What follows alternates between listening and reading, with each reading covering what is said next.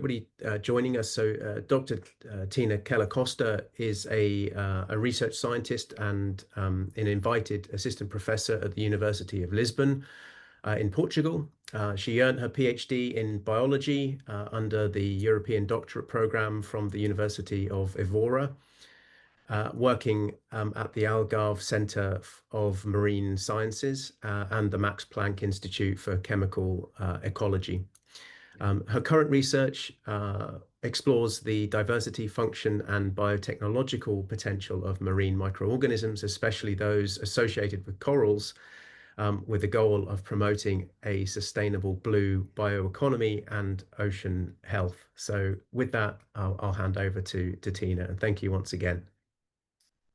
All right. Okay. Good morning, everyone, or good afternoon, depending on where you are in the world. It's really a pleasure to be here to give this seminar. And I really would like to thank James and all the GetGenome organizers for this kind invitation to present my work here, and also for the great introduction. Yeah, so I'll be talking to you today about metagenomic insights into the diversity, function, and biotechnological potential of the coral microbiome. And let me just start by explaining briefly our research interests in a broader sense. So in the group where I'm inserted in, we look a lot into marine holobionts, so marine organisms associated with microorganisms as a whole. My preferred model are corals, or octocorals more specifically, so I'm going to talk about them today. But we are interested in symbiont diversity and function. We are interested in the role of these symbionts in host health and disease, intrigued by molecular mechanisms of host microbe and microbe interactions, and also trying to understand potential biochemical cycles or processes that may be driven by these symbionts. For example, one of our foci is chitin cycling. I will talk about a bit today.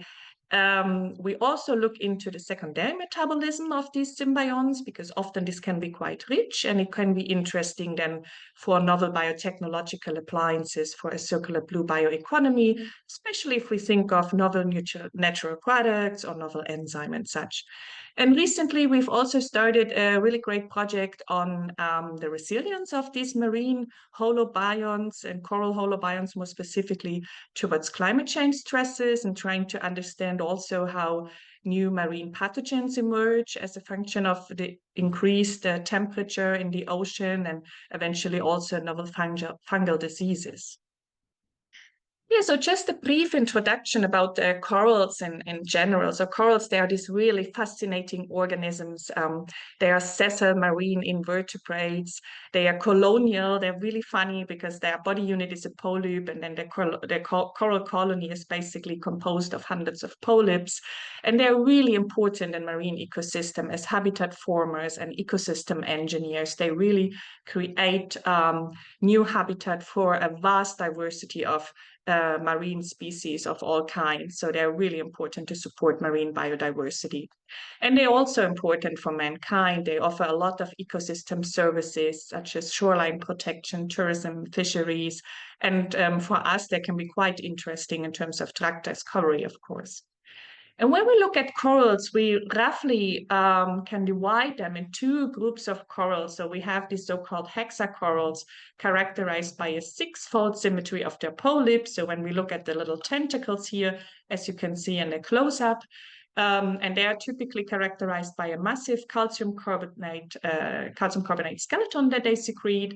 And these are these typical corals that form these tropical reefs that with these massive three-dimensional structures, as you can see up here. And then on the other hand, we have octocorals, which are characterized by an eightfold symmetry of their polyps. They often lack this massive calcium carbonate skeleton, but still there is a vast amount of different kinds of octocoral species out there in the world. They really have a worldwide distribution from the shallow tropics to the cold deep seas. And they can also be quite important in defining carbon flux dynamics and structuring benthic ecosystems. And yeah, so as James mentioned, I live in Portugal, and we have a lot of corals here as well, specifically gorgonians that are abundant on our Portuguese coast. And corals in general, as I said also before, they are holobionts, so they have a complex microbiome associated to them. And that microbiome consists of microalgae that are involved in photosynthesis, for example, carbon fixation and supply of sugars. You may have heard of Symbiodinium or Symbiodinaceae, these very iconic coral symbionts. That are then also associated to coral bleaching. You have bacteria there that are involved in nutrient cycling in general, also in the production of some B vitamins, for example, or antioxidants. You may find archaea, although to a lesser extent, that may have a role in nitrogen cycling. You have a viral population that can be involved in gene transfer, and you also have some fungi usually associated. Some of them may be involved in chemical defense, for example. So what's particular about our corals here at the Portuguese coast is most of them, and also in the Mediterranean, most of these gorgonians, they lack this classic microalgae, the Symbiodinaceae symbionts. They are more heterotrophic feeders, and we believe they may rely more on prokaryotic partner for their nutrient cycling. And nevertheless, in the Mediterranean particular, but also to some extent here in the Northeast Atlantic, these corals are also affected by some diseases and some heat waves, and that have led to significant mass mortalities in the past years, even though we really don't understand that all very well, how that works. In other parts of the world, there are reports that octocorals are actually thriving and taking over the reefs while these stony corals are in decline. So, you know, it's a quite contemporary question, an important question. Why are some octocorals more resistant? Why are others more affected by climate change?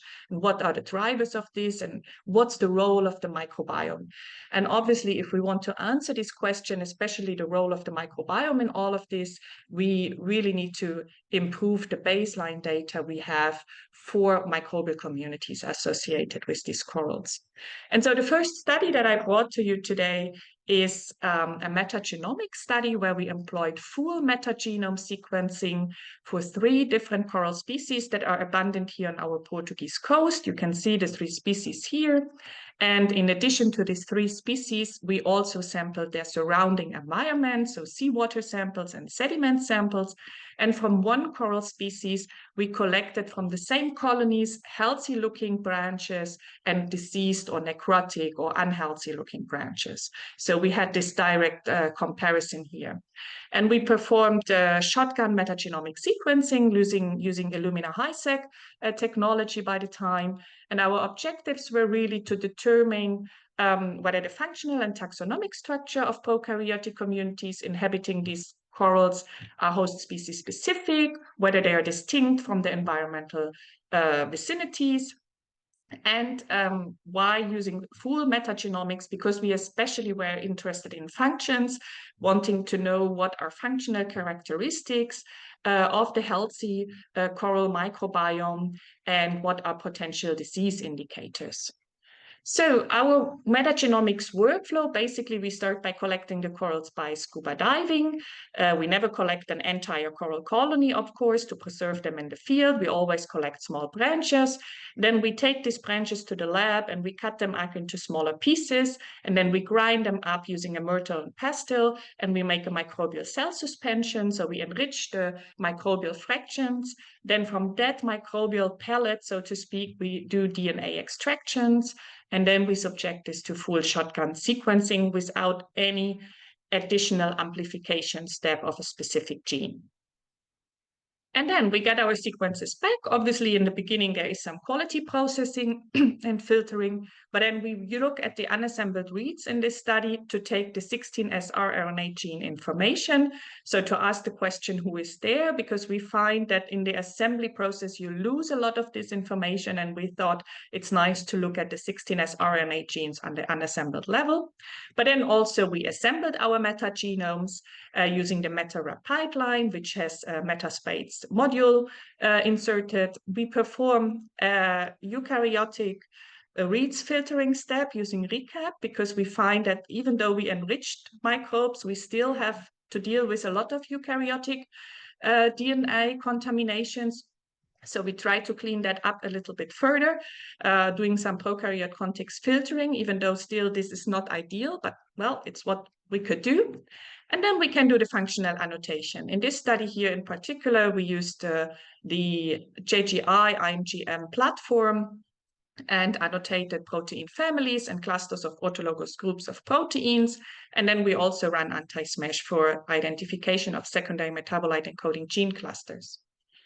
And yeah, so how does the microbiome or the prokaryotic community look like at the family level? So what you can see here are the different types of samples we had. So you can see without looking on who is there, but just from the taxonomic composition, that seawater is very different from all our coral samples. Sediment is also very different from all our coral samples and from seawater.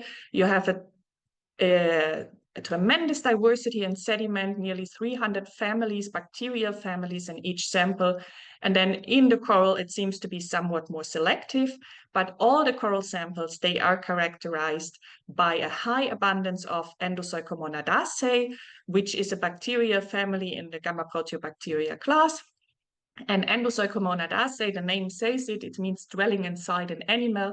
And these are real typical bacteria that we find associated with many kinds of marine animals, corals in particular, but you can also find them in tunicates, in sponges and bivalves, and even in disease relationships in fishes. But in corals, they seem to be mostly enriched in healthy corals, and they are presumed health indicators because what we see a decline in their abundance when the coral tissue is necrotic or when the coral is unhealthy. And what you see more in the unhealthy ones are then Rhodobacteriaceae and Flavobacteriaceae phylotypes that we actually also found in seawater that are taking over. So yeah, just keep these Endocercomonadaceae symbionts in mind because they will be really important for my talk today. Yeah, then we can also perform some multivariate analysis. We can do this looking at the 16S RNA gene, so on the taxonomic composition, as you can see here in A and B. And here you have all the different samples we had, and you can really see a nice, clear, separate clustering. So on the 16S level, the healthy corals here, they form their unique cluster. Then you have the necrotic corals here in another cluster, sediment samples, very distinct, and seawater over here. If we pull out the sediments and just look at seawater, necrotic coral, and healthy corals, we still keep that defined clustering. And then we can also do the same using the functional data. So using the contic level data and doing our PFAM and cork-based annotation. And we also have here this distinct clustering, even though in the healthy samples, we have a lot of functional variation. And what's also interesting to see is that functionally, the necrotic coral samples, the microbiome of the necrotic coral samples gets more close to the seawater sample. So there is some functional proximity here.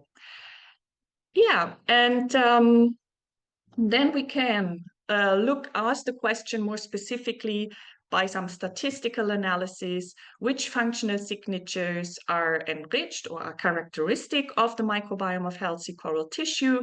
And we do find features that have to do with DNA repair and genome stability, for example, enriched. We do find features that have to do with antiviral defense, so a lot of CRISPR-Cas proteins, CRISPR-Cas endonucleases, and restriction endonucleases enriched. And so an adaptive immune system to fend off viral infections. And indeed, it goes nicely together when we look at the abundance of viral contigs in our data set. So that's the beauty of metagenomics data set. You can look at the bacterial fraction or the archaeal fraction, but you can also look at the viral fraction or other kind of microeukaryotes that you may find. And if we pull out the viral contigs, for example, we see that we have a high number of viral contigs in seawater, but usually a reduced number of viral contigs in the corals. And if we just pull out the coral samples and forget about the seawater, then we can see that in the healthy corals, we have less viral contigs than in the diseased corals. So that matches nicely this antiviral defense system that we find enriched in the healthy corals. We also see features involved in host symbiont recognition and host colonization, such as the eukaryotic-like repeat proteins, such as ankyrin repeats and VW40 repeats that help symbionts to establish a long-lasting relationship and not get recognized by the immune system or as food. It's a mechanisms that we see in corals, but we also know this from marine sponges. We even know this from some human gut microbes. And then we have other features involved in inorganic iron storage, for example, and ion transport. And on the other hand, in the deceased, if we look at what is enriched in the microbiome of necrotic coral tissue, we find features that have to do with pathogenicity, with virulence, with host invasion. So for example, the type 6 secretion system or other kind of virulence factors and invasion proteins. We also find features that indicate host immune system attack. Corals are known when they are stressed or under microbial infection to respond with a nitric oxide burst. And then you find features enriched that can cope with this, for example, the nitric oxide reductase. Also other features that have to do with chemotaxis and cell-cell communication, such as chemotaxis protein or homoserine lactone synthetases, are enriched in the microbiome of the unhealthy coral tissue. And finally, features involved in fatty acid, sugar, and amino acid degradation that may indicate an aptitude for feasting on this necrotizing tissue, that the nutrients that become available for it. Yeah, and then in a follow-up study, we wanted to go even a little bit further. So the study that I just presented you, we got a nice overview of who's there and how does the coral microbiome is distinct from the surrounding environment, which we saw it's quite distinct, characterized by these Endosarcomonadaceae symbionts, and what is the transition to the dysbiotic states, and what are potential indicators or potential signatures or characteristic of the microbiome of healthy corals. But then in this follow-up study that I'm going to present you now, we wanted to go a little bit further, and we really wanted to connect like who's doing what. So we took the same data set and prepared metagenome assembled genomes. So that's the methodology that we had. So again, the same data set, you have heard about all the processing and sequencing. We used again the MetaRep pipeline. We took our assemblies and then performed binning. MetaRep runs several binning tools, MetaBite2, Concat, MaxBing, and so on, and just gives you the best out of them all. Does some bin refinements at the end, and you end up with your final bins or metagenome assembled genomes. You always have to do some quality control. We use CheckM for this to calculate completeness and contamination, which is very important for metagenome assembled genomes. And then we run taxonomic assignment using GTDB-TK. And meanwhile, we have also developed our own functional annotation pipeline called Melange that's available on GitHub, and that allows us to do COG, PFAM, KEG, and CASIME annotations. And also, again, we used anti-smash for the secondary metabolism. Yeah, and from this data set, we got 66 max. We got more than 66 max, but 66 max that we considered of good enough quality to be presented in that paper and to be analyzed further. 65 of them were bacteria, only one archaeum, and that archaeum came from seawater. But just to show you, it's possible to assemble not only bacterial max, but also archaea max, for example. In terms of quality, the completeness was around 83% on average, which was okay. It was quite good. It was not excellent, but quite good. And contamination was really low, 1.1%. That's really very good. And those 66 mags, if we look at their species level identification, we can group them using average nucleotide identities, or ANI. And, you know, when there is less than 95% ANI, then these mags are indicated to belong to separate species. So we found that our 66 mags in our data set, they belong to 30 distinct species. And what I think is really cool is to see, if you look at the different biotopes, and by biotopes, I mean like healthy corals altogether versus the diseased tissue coral and versus seawater, then you see that there's really not a lot overlap in terms of the species we find. So each biotope had its unique set of species, correlating really nicely with the taxonomic bar chart that I showed you in the beginning from the previous study. And we were really happy because we did get a lot of Endosarcomonadaceae mags, and that was really something we were looking out for, because these were these symbionts that we find enriched in the healthy coral microbiome. So we got 11 mags from this family, from all the coral samples that we had, basically. So it was a really consistent signal. And now we obviously wanted to know more about them. So the first question that we asked, because GTPD Kappa identified these mags into the family Endocercomonadaceae, but not at genus level, is it a new genus or species? And so we performed a phylogenomic analysis. We downloaded all the Endocercomonadaceae mags that were publicly available in the database by then. And you can really see that our mags here, they formed a deeply branching clade. AAI, so average amino acid identity, is below 65%. So we were really quite convinced that this is a novel genus in the family. And if you look closer at this cluster here, you can actually see two subclusters. And these two subclusters, they share less than 95% ANI, average nucleotide identity, indicating that we actually have two species here. And so we coined this novel genus Candidatus gorgonimonas. Candidatus is because it's not cultured yet, and gorgonimonas because we found it in gorgonian corals. And then we gave them two species names according to the abundance in the respective coral species. Yeah, and so we really wanted to know, of course, what is characteristic of gorgonimonas? What's gorgonimonas potentially doing, right? And so again, we performed our PFAM and COG annotation and so on, a lot of statistics like Welsh tests, like SIMPER tests. I will spare you all the tables and details, but I just put here this very schematic drawing, and I really would like to point out it's schematic, okay? It's not exactly like that looking in the cell, but it highlights some really important features of this bacterial genus. So we do find indeed these eukaryotic-like repeat proteins on these genomes, these VD40 repeats, the ankyrin repeats. We do see the type 3 secretion system. We do see the antiviral defense system. We do see a lot of transposases involved possibly in rapid genome rearrangement, which suggests plasticity and high adaptability. We do see a plethora of inorganic ion transporters and also iron 2 transporters, which may indicate an aptitude for an environment where there is less oxygen available. And one function that I would like to point out is that all our 11 mags, they had a complete chitinase encoding gene and also a chitin binding protein encoding gene that was really a very consistent signal.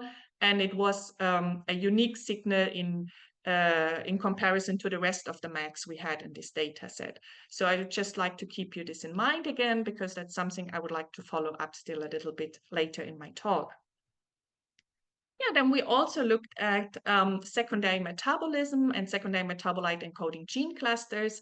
And if you ask me, is Endocercomonas or our gorgonimonas a good secondary metabolite producer, then well, from this analysis here, I have to say it doesn't seem so, because we didn't find a single secondary metabolite encoding biosynthetic gene cluster on our Endocercomonadaceae, on our gorgonimonas mags. However, in other mags from other species or other phylotypes, we do see a great enrichment of secondary metabolite encoding gene clusters. For example, here this Pseudomonadalis mags that we got from healthy corals, they have a lot of non-ribosomal peptide synthetases. Also here this alpha proteobacterium from healthy corals had a lot of BGCs. So while gorgonimonas may have another function, there are players in the microbiome that potentially could contribute to this antimicrobial activity and chemical defense scenarios.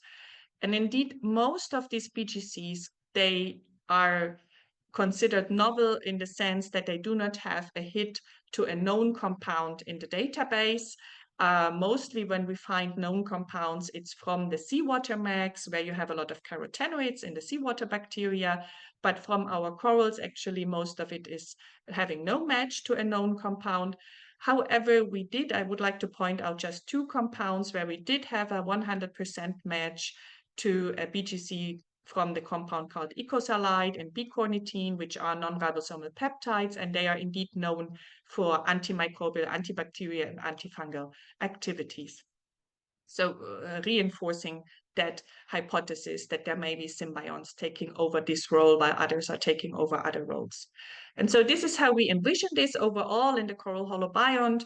There are multiple symbionts that can do vitamin synthesis, that can do amino acid synthesis, that can be involved in antiviral defense.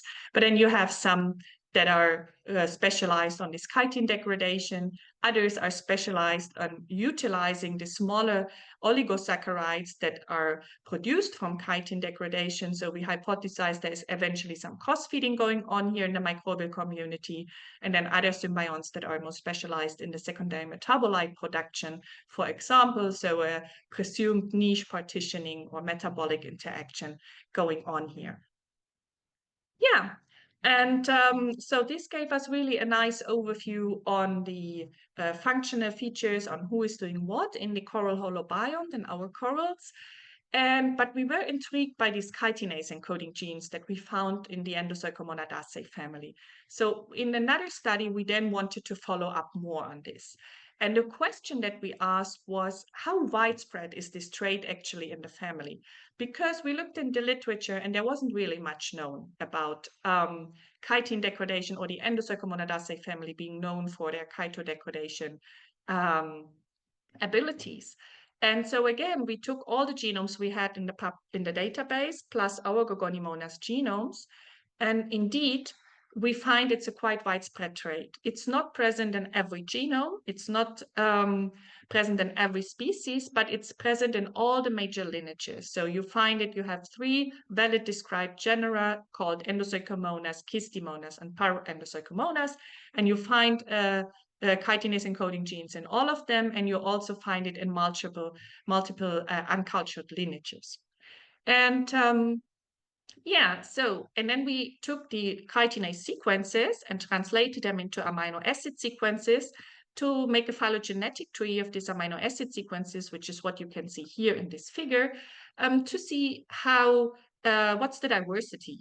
And we do find them quite diverse. There is relatively little similarity, for example, in our Gorgonimonas chitinases compared to what's in public databases. It's less than 50%. And we do see a diversity in terms of domain architecture, in terms of predicted molecular weight and isoelectric point. And again, in our Gorgonimonas chitinases, they form their unique cluster over here. And if you look closely, you can again observe 2 subclusters here. And it's like each subcluster corresponds to a unique chitinase from one of the species. So each Gorgonimonas species seems to have its unique chitinase that are different in domain architecture, molecular weight, and isoelectric point. And we really found this quite interesting and intriguing, and we really wanted to follow up on this functional aspect, because it's one thing you see it all in the genomes and in the metagenomes, but it's another thing you can confirm an activity in the laboratory, right? And so what we tried was to cultivate Gorgonimonas, but we haven't succeeded yet. We can cultivate other or specific symbionts in the Endocercomonadaceae family, but not Gorgonimonas. And since we can't cultivate Gorgonimonas, then we thought, okay, maybe we can take the chitinase genes and synthesize them, or better ask a company to synthesize the genes. Then we have the construct and insert this into a plasmid vector and then clone it into an E. coli, express the gene, and through this gene synthesis and heterologous expression approach, we can then produce the protein, purify the protein using affinity chromatography, and study its activity. And that's exactly what we did in this follow-up project. And we studied the activity using fluorochrome labeled substrates. So if you have activity, a fluorochrome that is attached to your chitinous substrate gets released, and you can measure it with a fluorometer, and that's what we do. And I'm really happy to share that, yes, both proteins were active on our substrates. Both proteins showed endochitinase activity. And if we look here at the Michaelis, if we look here at the Michaelis-Menten kinetics, we do see that we have a key M value, so proxy for this affinity that is similar between the two proteins and that is quite low, suggesting quite high affinity to the substrate. And they differ a little bit in their maximum velocity. So one enzyme is a bit faster than the other. And then we also studied, for example, their dependencies to temperature and pH and also salinity, amongst other features. And they are both most active in the slightly acidic range, around pH 5 we find, but they are very stable in the alkaline range. So they have a very good stability, one enzyme even in extremely alkaline pH up to 11. But most active in the slightly acidic range. We first thought that's a bit strange because seawater pH is around 8. But then again, these Gorgoniomonas symbionts, they are not, you don't find them in seawater, right? We had the seawater microbiome and they were not there. We got them from the corals and probably they're residing really deep inside the coral tissue. And there are studies that have shown that inside the coral polyps, in the gastrovascular cavities and in other regions, you may have quite low pH, even sometimes dropping to 4. So that would mean that our enzyme would work quite well under such conditions. In terms of temperature, they have a mesophilic temperature range. One is more stable in a cold temperature environment. The other is more stable at a slightly higher temperature. So it's also nice to see that there is this functional plasticity. So these two enzymes from these two species, they are also not just the same. And if you think of it collectively in the coral holobiont, then they can contribute to showing plasticity under changing or fluctuating environmental conditions. And in terms of salinity, obviously we're in the marine environment, so that's something we were interesting to check. It's also quite interesting to see that the enzymes are not just performing quite the same. One enzyme doesn't like salinity so much, the activity gets reduced somewhat, but the other enzyme seems to like it quite a lot. And even until high salinity, that is approximate of the Atlantic Ocean, you have very high activity, and at some salinity ranges, you even have an increase in activity over 100%, over 120%. So, and this is I'm nearly to the end of my talk. I also think my time is nearly up, but I just would like to give an outlook. So now we have seen how what are the functional characteristics and the taxonomic characteristic of the microbiome of these Gorgonian corals and our coast, how it fluctuates between health and disease scenarios potentially. And we got our nice Gorgoniomonas max, we got our chitinases expressed and so on. So we showed that proof of concept. Basically, that's possible to take a gene that you find in a metagenome and express this and then confirm its function. And now I would like to take this just to a broader scale because, chitin really is the most abundant polymer in the ocean. It's enormous marine research. Its ocean's estimated chitin production stands at 10 to 100 billion tons per year.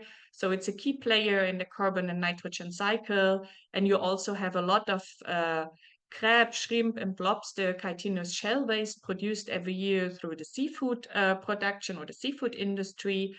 And if you think of chitin, chitosan, chitooligosaccharides, and chitinases as a whole altogether, they are really nice biotech applications that you can derive from it. So for the pharmaceutical industry, as drug delivering coatings, for example, biomedical applications, wound healing dressings, for bioplastic production in the food industry, in agriculture as fertilizers or bio and control agents against fungi, because fungi have chitin in their cell wall, to whole seafood waste management, and so on.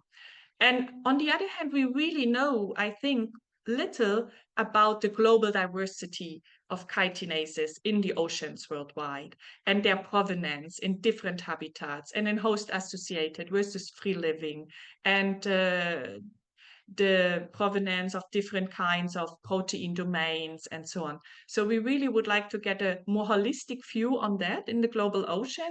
And so this idea now is to take MAGs, not only from our corals, but from MAG catalogs from the ocean, over 50,000 MAGs that are already out there in public databases, and then screen them for these chitinase enzymes to assess the global diversity and functional variety of marine chitin-degrading enzymes, and by this hopefully also increasing our understanding of chitin cycling in the global ocean. And we would like to make a database for this, to make this then also all accessible and user-friendly, so that people then also can take some enzymes that they find interesting and feed it into this heterologous expression pipeline that I just explained to you for the coral-specific example. Yeah, and with this, I really would like to thank once again the organizers for this invitation. I thank all the colleagues and co-authors and students, our team, all the funding agencies, and of course, everyone who is here for listening, and I'm happy to take your questions. Thank you.